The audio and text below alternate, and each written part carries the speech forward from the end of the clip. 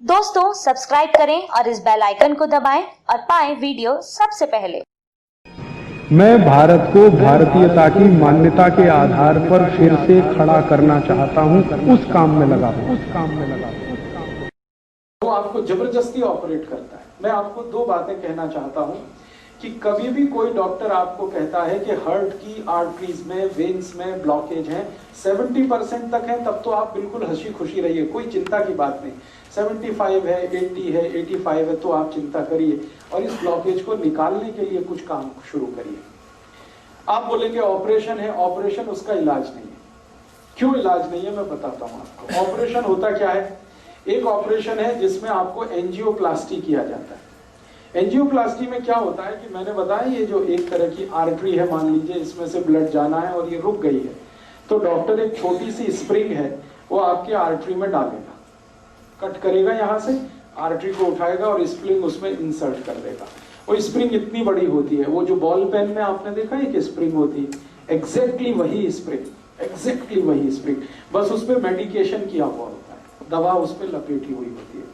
वो स्प्रिंग 10 रुपए की बनती है, लेकिन आपके हार्ट में डलने के बाद उसकी कीमत 2 लाख रुपए हो जाती है। सिर्फ 10 रुपए की बनती है। आपको हैरानी होगी ये जानकर कि इतनी लूट मची है। हाँ, इतनी ही लूट मची है इस देश में। 10 रुपए की चीज को आपके हार्ट में डाल के वो कहेगा कि अब तो 2 लाख का बिल हो गया, 2.5 लाख का बिल हो गया, 3 लाख का बिल हो गया। आपको पता नहीं है, आप क्रॉस चेक नहीं करते और हम ये मान के बैठे हैं कि ये तो भगवान है जो डॉक्टर है। लेकिन आपको मालूम नहीं है कि भगवान जब होता था डॉक्टर तब होता था, अब नहीं है। अब तो वो शैतान से भी ज्यादा खतरनाक है। भगवान फिर भी आपकी जान ही लेगा, ये तो इतना शैतान है कि जान भी लेगा, पैसे भी निकाल लेगा आपके घर से। हाँ, ये तो शैतान से भी ज्यादा खतरनाक। इसलिए मैं आपको थोड़ा अवेयर करना चाहता हूं कि हार्ट की प्रॉब्लम लेके कभी भी किसी डॉक्टर के पास आप जाएं और कोई डॉक्टर आपको ये कह दे कि आपका कोलेस्ट्रॉल बढ़ गया, इसके कारण ब्लॉकेज आ गया है, या ट्राइग्लिसराइड बढ़ गया, इसके कारण ब्लॉकेज आ गया है, तो आप बिल्कुल मत घबराइए जब तक आप अपनी रिपोर्ट नहीं देख लेते कि इसमें कितना % है। अगर 70 या 70 से नीचे है तब तो चिंता करने की बात ही नहीं। घर आइए, आराम से सोइए, खाइए पीजिए। 70 प्लस है तो जरूर थोड़ी चिंता की बात है, लेकिन उस चिंता को दूर करने के लिए कुछ उपाय हैं जो मैं आपको बताना चाहता हूं। ऑपरेशन उसका उपाय नहीं है। क्यों? मान लीजिए उसने एक आर्टरी को कट किया और एक स्प्रिंग डाल दिया। स्प्रिंग मैंने कहा इतनी सी है, इतनी सी स्प्रिंग यहां आ गई, ठीक है। अब ये स्प्रिंग डाल दी तो इसमें होगा क्या कि आर्टरी का थोड़ा एक्सपेंशन हो गया, तो खून ज्यादा जाने लगेगा। 1-2 दिन आपको बहुत रिलीफ लगेगा, लेकिन आगे और पीछे जहां स्प्रिंग है ना, उसके आगे और उसके पीछे वहां फिर जमा हो जाएगा क्या? कचरा, कीचड़, कोलेस्ट्रॉल फिर जमा हो गया, तो फिर तकलीफ आएगी आपको। फिर दोबारा आप डॉक्टर के पास जाएंगे, फिर कहेगा आपको एक और एंजियोप्लास्टी कराना पड़ेगा। तो जहां पे उसने स्प्रिंग डाला था उसके आगे पीछे और एक डाल देगा, फिर आपका 2-2.5 लाख का खर्चा। फिर उसमें क्या होगा, जहां स्प्रिंग पड़ गई वहां से तो ब्लड निकल गया, फिर उसके आगे और पीछे फिर वही समस्या। मतलब सीधा सा ये है कि ब्लॉकेज होने की टेंडेंसी जब तक आपके ब्लड में रहेगी तब तक ये होता ही रहेगा, आप चाहे कितनी एंजियोप्लास्टी करा दीजिए। और एक आर्टरी में 2 या 3 से ज्यादा एंजियोप्लास्टी हो नहीं पाती क्योंकि वो बहुत वीक हो जाती है। तब डॉक्टर आखिर में कहता आप बाईपास सर्जरी करा लो। बाईपास सर्जरी में क्या होगा, जो आर्टरी है उसके पैरेलल एक दूसरी आर्टरी लगाएगा और इसको बंद कर देगा। लेकिन अगर ब्लॉकेज की टेंडेंसी उसमें भी बनी हुई है तो थोड़े दिन में उसमें भी ब्लॉकेज आ जाएगा। कीचड़ भरने की अगर नाली में टेंडेंसी है तो नाली कितनी भी नहीं बनाते रहो, कीचड़ भरने ही वाला है। आप कुछ ऐसी व्यवस्था करो कि पानी के साथ नाली में कीचड़ ही ना जाए,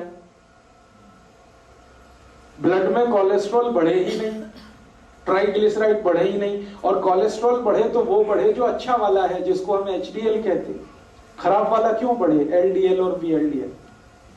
तो मूल बात जो हमें समझने की है वो ये कि हार्ट की प्रॉब्लम में कभी भी आपको डायग्नोसिस कर दिया किसी डॉक्टर ने कि आपको हार्ट अटैक आने वाला है, हार्ट फेल होने वाला है, कार्डियक अरेस्ट होने वाला है क्योंकि आपकी आर्टरीज में यहां ब्लॉकेज है, यहां ब्लॉकेज है, तो इसमें चिंता नहीं करना है, चिंतन करना है। चिंता करेंगे आप, घबराएंगे, घबराहट में वो सारे पैसे आपके निकाल लेगा, क्योंकि यही आपका वीक पॉइंट है। आप चिंतन ये करिए कि मेरे ब्लड में जो खराब कोलेस्ट्रॉल है वो बढ़ क्यों रहा है, ये कम हो जाना चाहिए। अब ब्लड में खराब कोलेस्ट्रॉल बढ़ने से ही ब्लॉकेज है, तो खराब कोलेस्ट्रॉल बढ़ने के कारण जान लीजिए, किन कारणों से खराब कोलेस्ट्रॉल बढ़ता है और किन कारणों से अच्छा कोलेस्ट्रॉल बढ़ता है। जिंदगी में जितने भी लोग डालडा खाते हैं, डालडा आप समझते हैं, वेजिटेबल ऑयल, ये डालडा सबसे खराब वस्तु है जो खराब कोलेस्ट्रॉल को बढ़ाती है। खराब कोलेस्ट्रॉल मैंने फिर बोला एलडीएल और वीएलडीएल। एलडीएल और वीएलडीएल आपके खून में सबसे ज्यादा तब बढ़ता है जब आप डालडा खाते हैं और रिफाइंड ऑयल खाते हैं और डबल रिफाइंड ऑयल खाते हैं, ट्रिपल रिफाइंड ऑयल खाते हैं। तो refined oil, double refined oil, triple refined oil, Dalda, ये 4 नाम हमेशा याद रखिए जो सबसे खतरनाक है आपकी जिंदगी के लिए। इनसे जुड़े हुए अगर प्रोडक्ट आपके घर में हैं, डालडा या डालडा का कोई भी प्रोडक्ट, XYZ ब्रांड नेम से आ सकता है। रिफाइंड ऑयल का कोई भी प्रोडक्ट XYZ नेम से आ सकता है, वो रुचि हो सकता है, वो सोया हो सकता है, वो गगन हो सकता है, वो पता नहीं क्या क्या नाम से हो सकता है।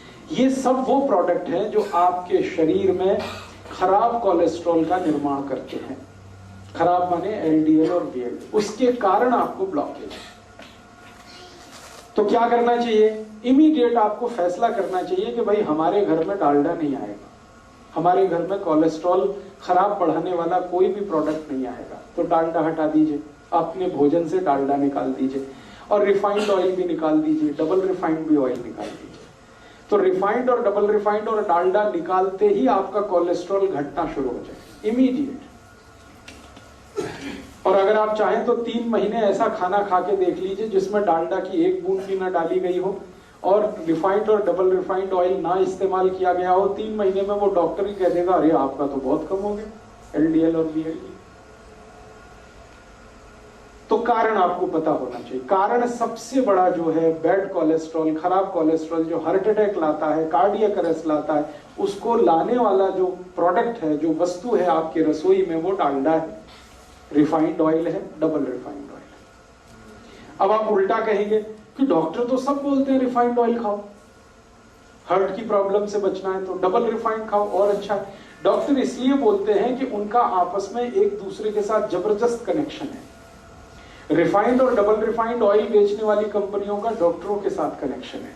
डॉक्टर उनका जितना भी प्रिस्क्रिप्शन करेंगे, कंपनियों का धंधा चलेगा, कंपनियों का धंधा चलेगा तो डॉक्टरों का भी धंधा चलेगा। लोग जितना ज्यादा रिफाइंड और डबल रिफाइंड खाएंगे उतना हार्ट अटैक आएगा, उतना हार्ट अटैक आएगा तो डॉक्टरों की भी चांदी है, कंपनियों की भी चांदी है। इसलिए आप विज्ञापन देखकर टेलीविजन पर कभी भी जिंदगी के बारे में फैसला मत करिए।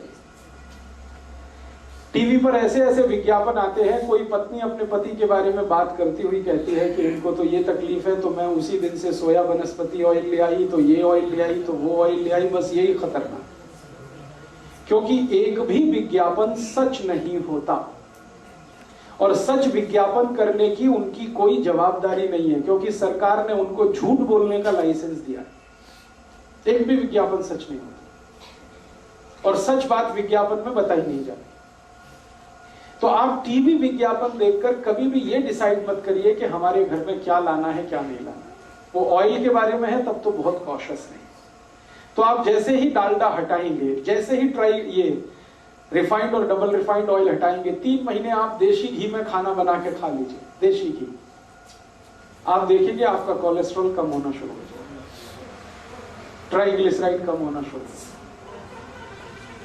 अब ये महत्व की बात है जो आपने कहा वो भी नकली है, तो असली बना लीजिए घर में। दूध आपके पास आता है, दही बना लीजिए, उसमें से मक्खन निकाल लीजिए, मक्खन को गर्म करके घी बना लीजिए, वो आपके घर में ही है।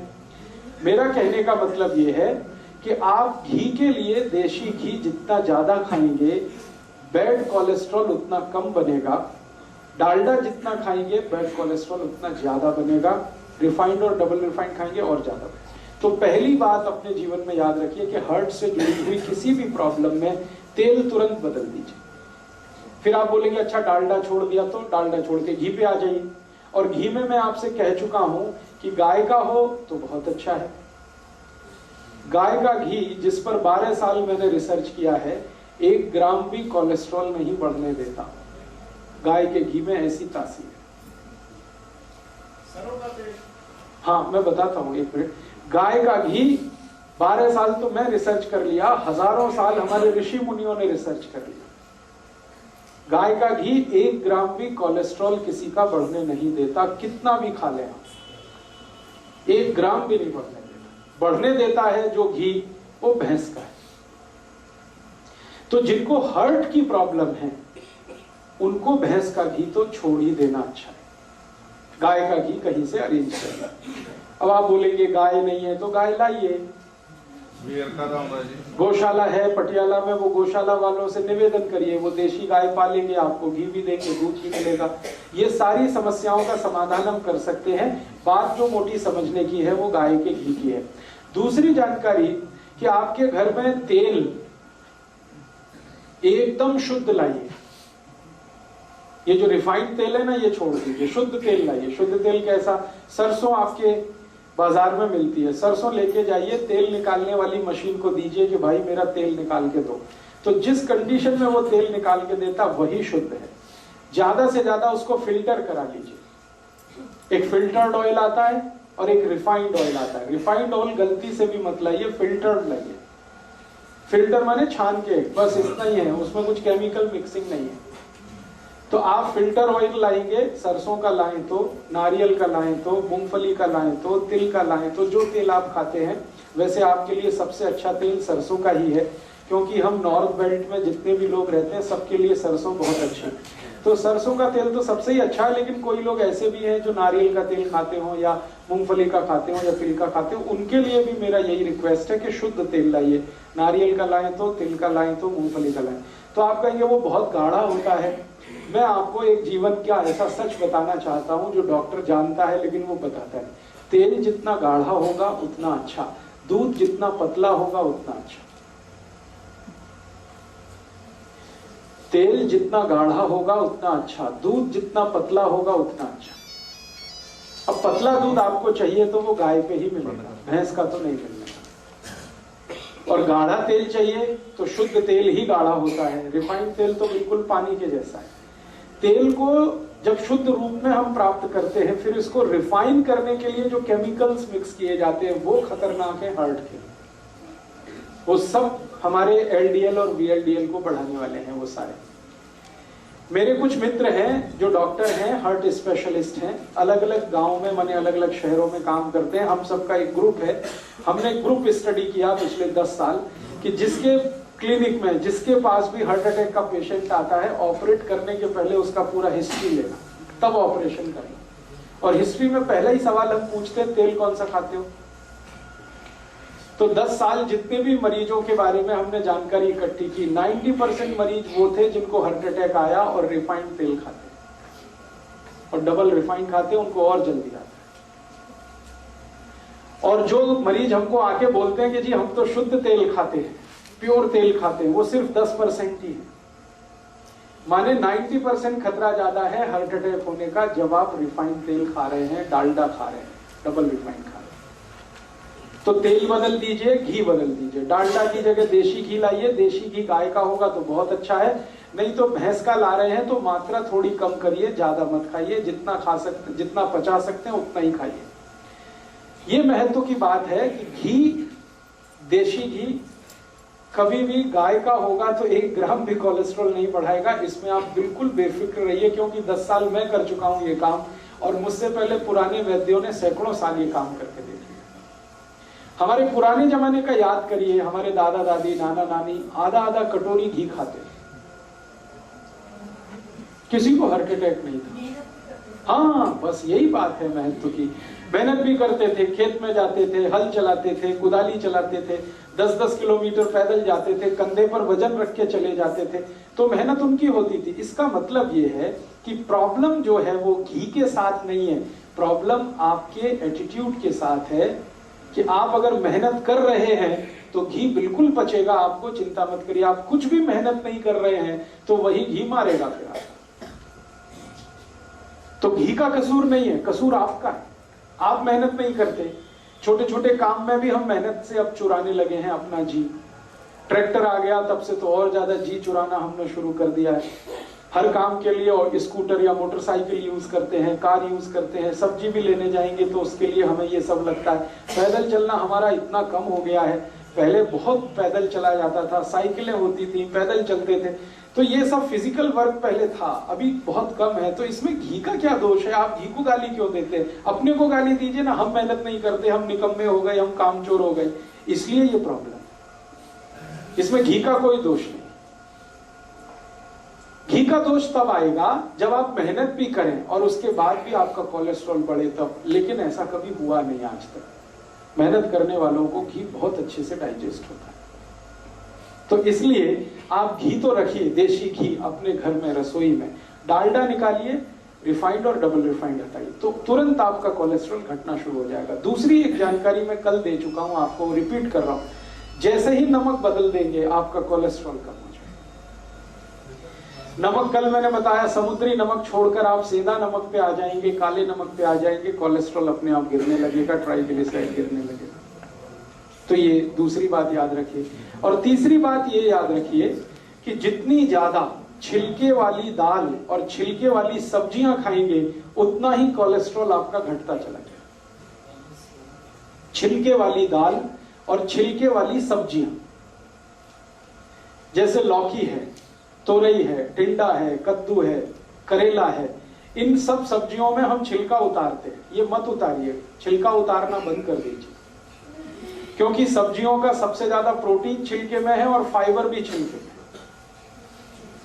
तो आप छिलके वाली सब्जियां खाइए। जिनको भी हार्ट की प्रॉब्लम है, ये सब बात उनके लिए हो रही है, सब के सब छिलके वाली सब्जियां खाएं। आलू भी छिलके के साथ खाएं तो अच्छा है, आलू का भी छिलका ना होता है। तो आप कहेंगे फिर स्वाद नहीं लगेगा, लगेगा। आलू को उबालें और उबालकर सब्जी में डालें, छिलका ना उतारें तो भी स्वाद लगे। तो आलू है, गोभी है, पत्ता गोभी है, या तो पत्ता गोभी और गोभी का जो छिलका समझते हैं, वो जो डंठल होते हैं, छोटे छोटे पीस काट के आपके सब्जी में रखिए, उनको बहुत काम की चीज है। जो आप निकाल देते हैं वो बहुत काम की चीज है। करेले का छिलका कभी मत उतारिए, लौकी का मत उतारिए, तोरई का मत उतारिए, कद्दू का मत उतारिए। ज्यादातर सब्जियां छिलके वाली खाना शुरू कर दीजिए, कोलेस्ट्रॉल अपने आप घटने लगेगा, खराब होगा। हाँ, मैं आपको वो भी बता दूंगा, आप उसकी चिंता मत करिए। छिलके वाली सब्जियां भरपूर खानी है, छिलके वाली दालें खानी है। मूंग की दाल खानी है तो छिलके वाली, उड़द की दाल खानी है तो छिलके वाली, माँ की दाल खानी है तो उस पर छिलका रहे, अरहर की दाल में छिलका, माने बिना पॉलिश की हुई दाल छिलके वाली। और चावल भी आप खाइए, वो भी छिलके वाला। चावल एक आता है छिलके वाला, एक बिना छिलके वाला। जो छिलके वाला चावल है वो रेड कलर का होता है, हल्के से लाल रंग का होता है, उस पर पॉलिश नहीं होती। तो बिना पॉलिश किया हुआ चावल खाइए, बिना पॉलिश की हुई दाल खाइए। हाँ, पकेगा। कैसे पकेगा, तरीका मैं बता देता हूँ। हाँ, ब्राउन राइस जिसको आप कहते हैं, वो छिलके सहित होता है, इसलिए ब्राउन है। वो बहुत अच्छे से पकता है। कैसे पकता है? चावल को पकाते समय थोड़ा 2 बूंद घी डाल दीजिए, बहुत अच्छे से पकता है, बहुत अच्छे से पकता है। या चावल पकाते समय थोड़ा नींबू निचोड़ दीजिए उसमें, बहुत अच्छे से पकता है। एक एक दाना उसका खिला अलग रहता है। तो छिलके वाला चावल, छिलके वाली दालें, छिलके वाली सब्जियां, ये सब खाना है हर उस मरीज को जिसको कोलेस्ट्रॉल बढ़ा है, हार्ट के अटैक आने की संभावना है, या आर्टरीज और वेन्स में कचरा जमा हो गया। 3 बातें हुई।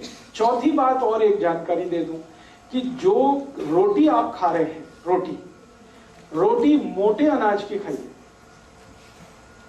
जितना मोटा अनाज उतना ही हार्ट के लिए अच्छा।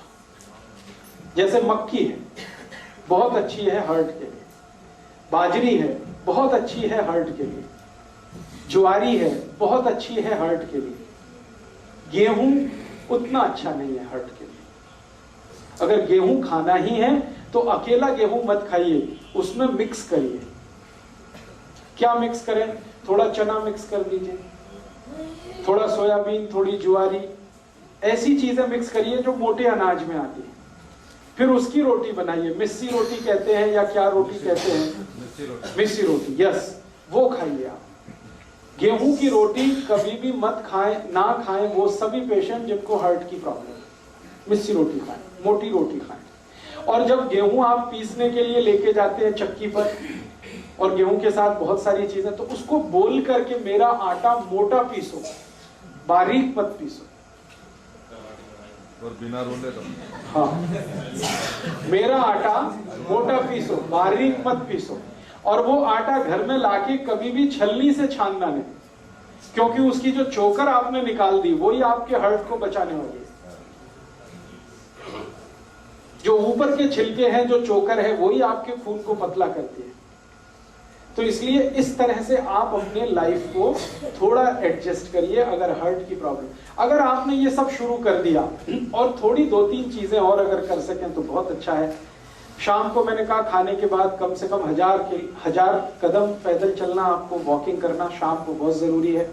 दोपहर के खाने के बाद आराम करना बहुत जरूरी है, थोड़ा वज्रासन में बैठना बहुत जरूरी है। ये सब करते हुए अगर आपने अपने आप को ढाल दिया तो मैं आपको स्टाम्प पेपर पे लिख के देता हूं, जिंदगी में कभी भी हार्ट अटैक नहीं आएगा, कितना भी कोलेस्ट्रॉल बढ़ा हुआ रहने दो। और लगातार आप इस हैबिट में आ जाएंगे जो मैं बता रहा हूं, तो आपका 6-8 महीने में कोलेस्ट्रॉल अपने आप ही खत्म हो जाएगा। आप हैरान हो जाएंगे कैसे हो गया। आपने फूड हैबिट्स थोड़ी सी चेंज की, वो हो गया। जो खराब कोलेस्ट्रॉल बढ़ाने वाली चीजें हैं वो हटाते गए, और जो अच्छा कोलेस्ट्रॉल बढ़ाने वाली चीजें हैं उनको बढ़ाते गए, आप ठीक हो गए। तो बिना मेडिसिन के, बिना ट्रीटमेंट के, बिना ऑपरेशन के आप अपने हार्ट की प्रॉब्लम को ऐसे ठीक करें। अब आप बोलते हैं इसमें और कुछ कर सकते हैं, हाँ, और अगर कुछ कर सकते हैं तो कर लीजिए। कुछ ऐसी चीजें खाइए जो कल से मैं बात कर रहा हूं, जो एल्कलाइन है। सारी एल्कलाइन चीजें खून को गाढ़ा होने से बचाती हैं और पतला बनाती हैं। तो आप बोलेंगे क्या खाएं, बहुत सारी चीजें हैं हमारे आसपास। सबसे एल्कलाइन चीज है हमारे भोजन में या आसपास की रसोई में और पड़ोस में, आंवला। भरपूर आंवला खाइए।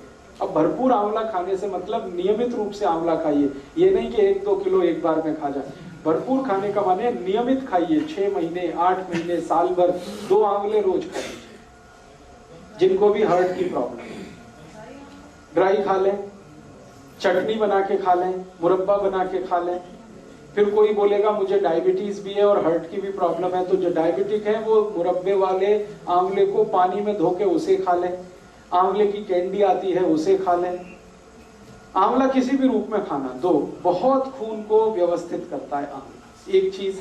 दूसरी और चीज क्या खा सकते हैं, अगर आपकी थोड़ी भी कैपेसिटी है खर्चा करने की, तो आप ये एलोवेरा जूस पी लें।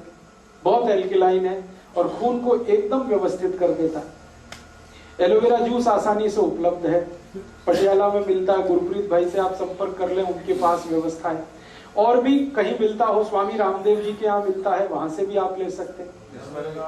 एलोवेरा फ्रेश कितना खाया जा सकता है? हाँ, एलोवेरा फ्रेश अगर खाना चाहते हैं तो बहुत ही बढ़िया होगा, जूस से भी अच्छा होगा। एलोवेरा फ्रेश खाने का तरीका बता देता हूँ। उसका जो पत्ता आता है ना, वो काट के ऊपर वाला छील देना, उसको छिलका उतारना। हाँ, उतारना खाने के लिए। फिर अंदर का जो गूदा है, फल, वो चबा के खा लीजिए। एक दिन में 10 से 15 ग्राम से ज्यादा मत खाइए।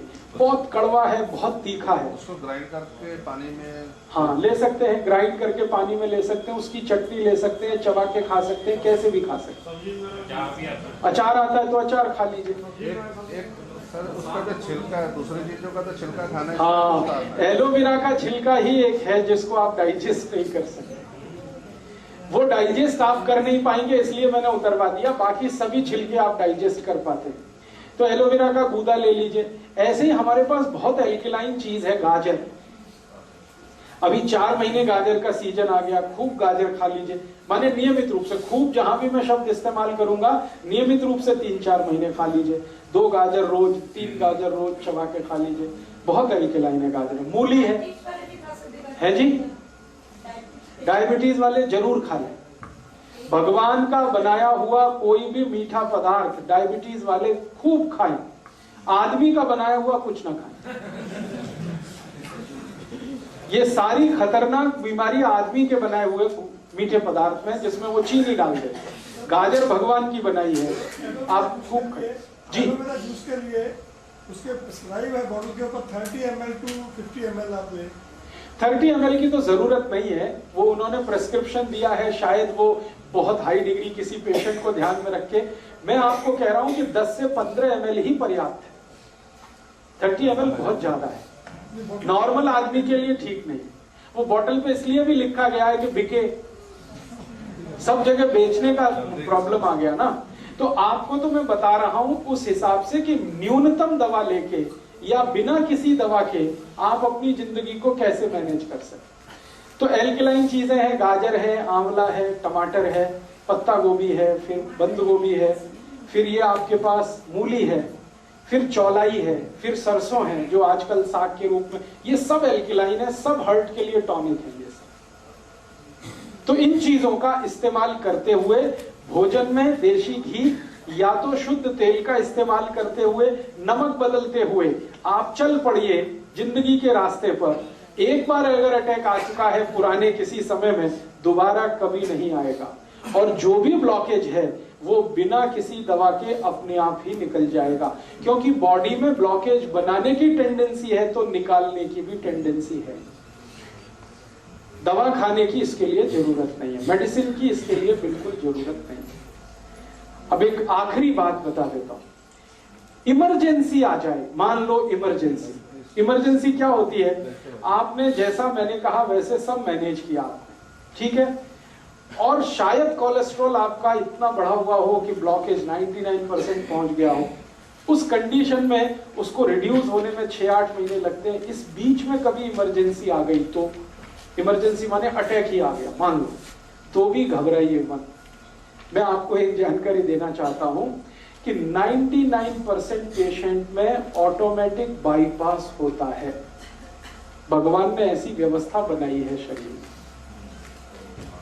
ऑटोमेटिक बाईपास होता है, डॉक्टर नहीं करता, खुद ही होता है। कैसे होता है, मान लो मैं थोड़ी देर फिर पुरानी बात पे आता हूं, ये एक आर्टरी है, ये पूरी तरह से बंद हो गई, अब इसमें से ब्लड सप्लाई नहीं हो रहा है, तो ये जो बंद हो गई ना, इसके पैरेलल एक खुली हुई आर्टरी रहती है हमेशा। हर एक आर्टरी के पैरेलल एक दूसरी है, हर एक वेन्स के पैरेलल एक दूसरी वेन है। वो उसी समय के लिए भगवान ने दे रखी है कि ये बंद हो जाए तो दूसरी अपने आप खुल जाएगी, ऑटोमेटिक बाईपास हो जाएगी। इसलिए घबराइए मत, डरिए, भगवान ने बहुत सुरक्षा बनाई है आपके लिए। अब जान के रखिए इस बात को कि हो सकता है ऑटोमेटिक बाईपास हो जाए और आप डॉक्टर के यहाँ एडमिट हो, डॉक्टर को भी मालूम है कि इनका बाईपास हो चुका है, फिर भी वो कहेगा कि आपको तो बाईपास करना है, तो वो यहाँ से काट के फिर सिल देगा और कहेगा मैंने बाईपास कर दिया, मुझे पैसे दे दो। और हो सकता है उसने कुछ नहीं किया हो, क्योंकि बाईपास तो ऑटोमेटिक हो चुका है। ये सभी के शरीर में होता है, हर एक व्यक्ति के शरीर में होता है।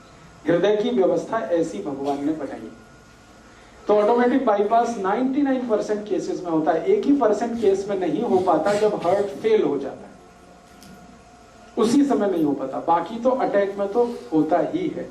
इसलिए वहां भी ऑपरेशन की जरूरत नहीं है। हाँ, एक चीज जरूर ध्यान रखिए कि मान लीजिए इमरजेंसी है, आपको बहुत तेज पेन हो रहा है, एंजाइना का माने अटैक का, रात के 2:30-3 बजे के आसपास ही ये आता है। क्यों आता है वो जानना बहुत इंटरेस्टिंग है। शरीर के जितने ऑर्गन्स है ना, इंटरनल ऑर्गन्स, हार्ट है, किडनी है, लीवर है, इन सब का वर्किंग जो काम करने का एक खास समय है। एक खास समय पर हार्ट बहुत ज्यादा काम करता है, एक खास समय पर किडनी ज्यादा काम करती है, एक खास समय पर लीवर ज्यादा काम करता है। उसकी मैंने लिस्ट दी है, बाहर एक किताब है, 2 किताबों में ये लिस्ट है पूरी। आपका स्वास्थ्य आपके हाथ और अहिंसात्मक चिकित्सा, 2 किताबों में हर एक ऑर्गन का टाइम पीरियड मैंने दिया हुआ है कैलकुलेट करके कि ये हार्ट है, इसके काम करने का समय ही है 2:30 बजे से 4:30 बजे तक, ये ज्यादा काम करता है। बाकी समय काम नहीं करता ऐसा नहीं है, कम करता है। इसी तरह किडनी का समय है, इसी तरह लीवर का समय है। तो जब ज्यादा काम करने का समय है हार्ट का, अटैक उसी समय आएगा। तो ज्यादातर अटैक 99% सुबह 2:30 बजे से 4:30 बजे के बीच में ही आते हैं। उस समय के लिए क्या करें, बहुत तेज पेन होगा, बहुत तेज तकलीफ आएगी, तो मैं आपको एक दवा का नाम बताता हूं, वो सब नोट करके रखें। ये रामबाण दवा है, बहुत सस्ती आती है, होम्योपैथी की दुकान में ये मिलेगी। इस दवा को आप इस्तेमाल करें जैसे सॉर्बिट्रेट इस्तेमाल करते हैं। सॉर्बिट्रेट के बारे में आप जानते हैं, गोली है जो जीभ के नीचे डॉक्टर कहता है रख लो, ये एक दवा ऐसी ही है होम्योपैथी में, वो बिल्कुल ऐसे ही काम करती है, आपको मरने से तो बचा ही लेगी। उस दवा का नाम है एकोनाइट, ACONITE,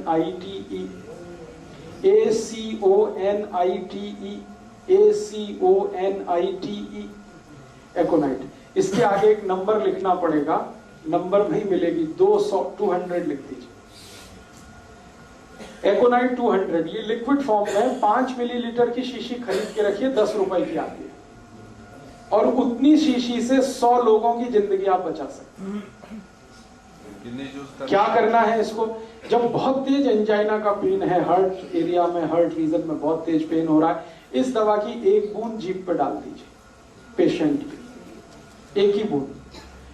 5-7 मिनट में ही वो कहेगा हाँ बहुत रिलीफ हो गया, ठीक है।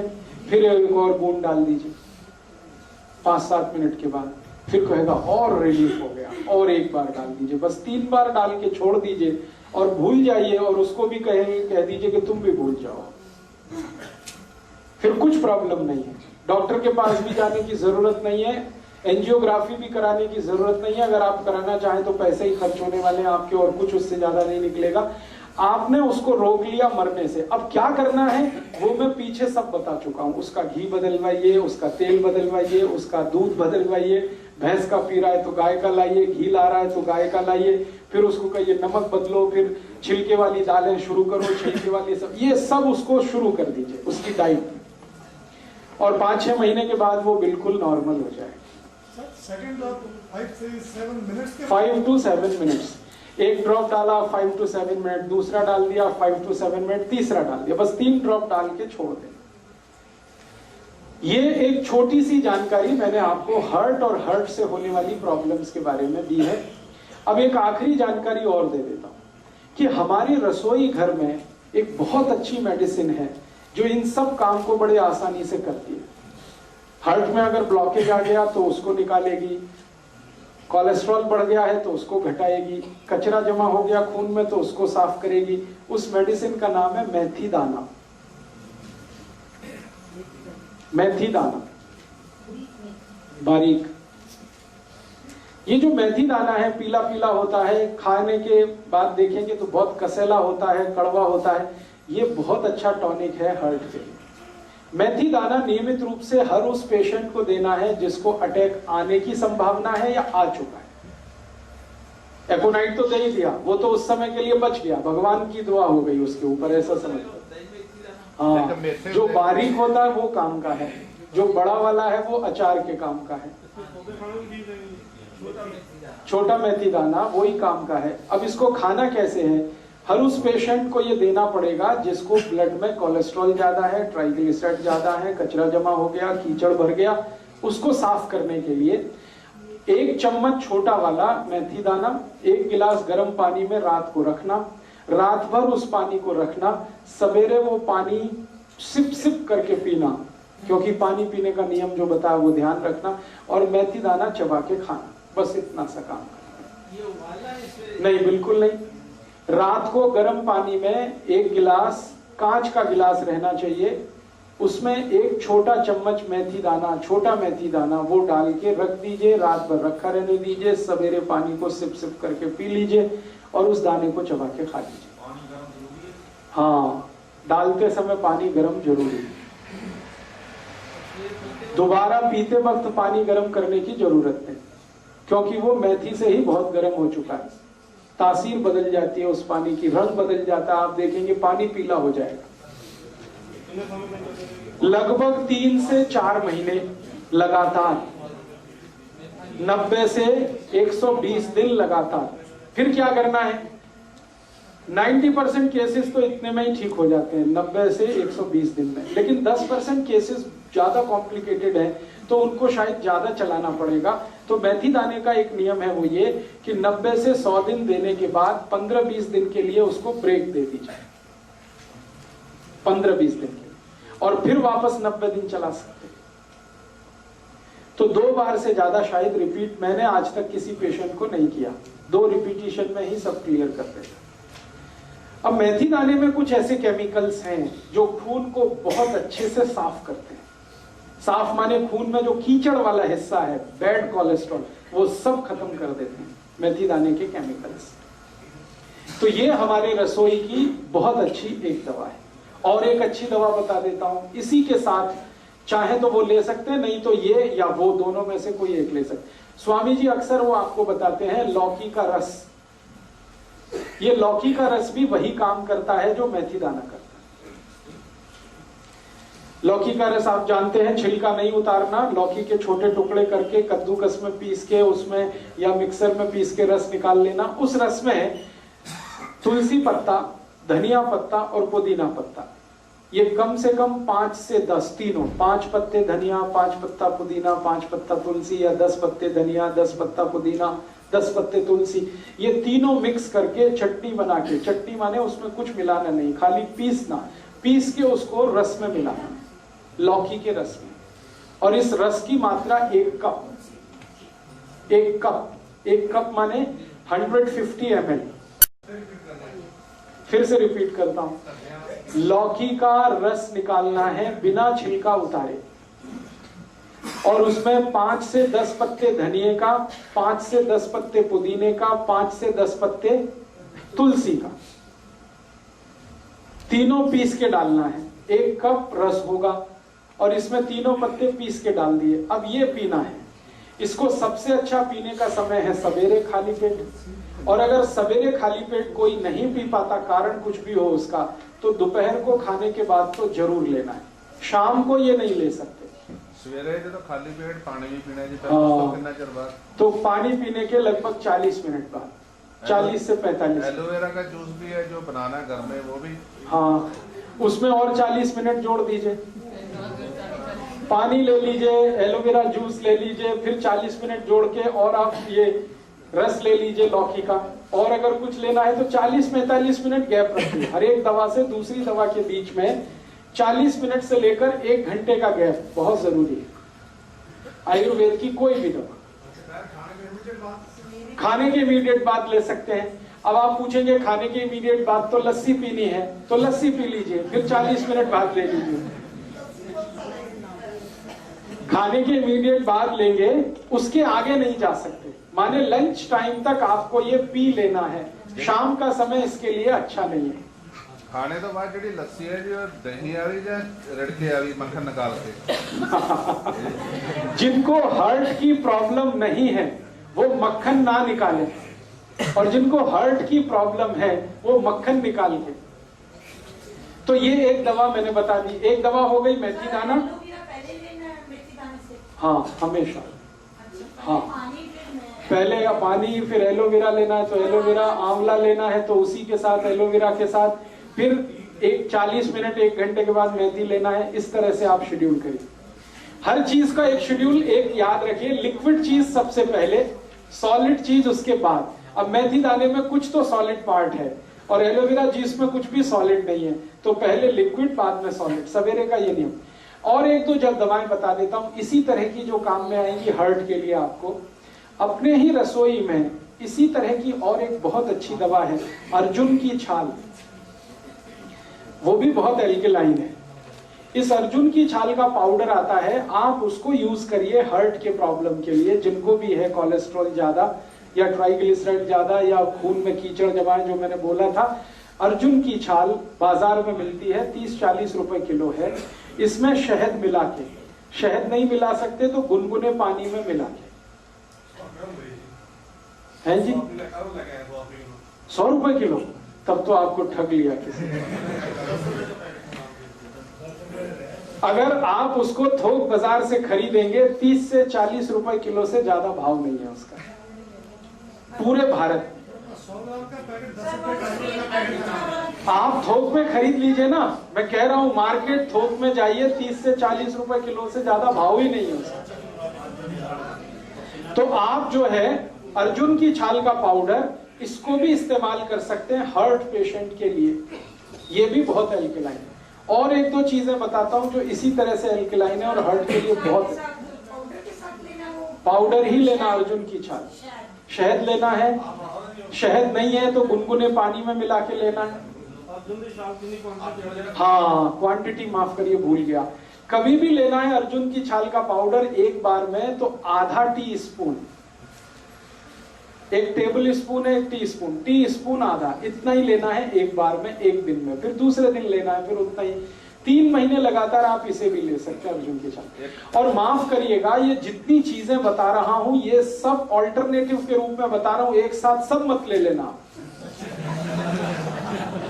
मैं आपको बता रहा हूं कि इतने ऑप्शंस आपके पास हैं। आपके पास लौकी है, आपके पास मेथी दाना है, आपके पास अर्जुन की छाल है, आपके पास आंवला है, आपके पास एलोवेरा है। इतने ऑप्शंस भगवान ने दिए हैं आपको। ये सभी ऑप्शनल और ऑल्टरनेटिव हैं, ये एक दूसरे के कॉम्प्लीमेंट्री नहीं है। ध्यान रखना कि इसके साथ ये ले लें, इसके साथ। कुछ लोगों को लगेगा जल्दी ठीक होना है तो सब ले लो एक साथ, तो उल्टा हो जाएगा। हाँ, इसलिए जितने पॉइंट्स मैं बता रहा हूं, या तो ये या तो ये या तो ये, और इसलिए ज्यादा बता रहा हूं कि आपको इस बात का आइडिया हो कि हम कितने रिच हैं। भारत कितना रिच है कि खाली रसोई में हार्ट को ट्रीट करने की कम से कम 20 दवाएं हैं, जो दुनिया के किसी किचन में नहीं, वो हमारे यहां। तो हमारी रिचनेस का पता चले। और दूसरा, हमारे पुराने बुजुर्ग, दादा दादी, नाना नानी जो कहते रहे हैं, उस पर आपका भरोसा बढ़े, इसलिए ये सब इतनी बता, वरना एक बता के मैं छोड़ देता कि इतना ही काफी है। दोस्तों, सबसे पहले तो चैनल सब्सक्राइब करें, फिर लाइक, कमेंट और शेयर करें। और हाँ, हमारा एंड्रॉयड ऐप डाउनलोड करना ना भूलें।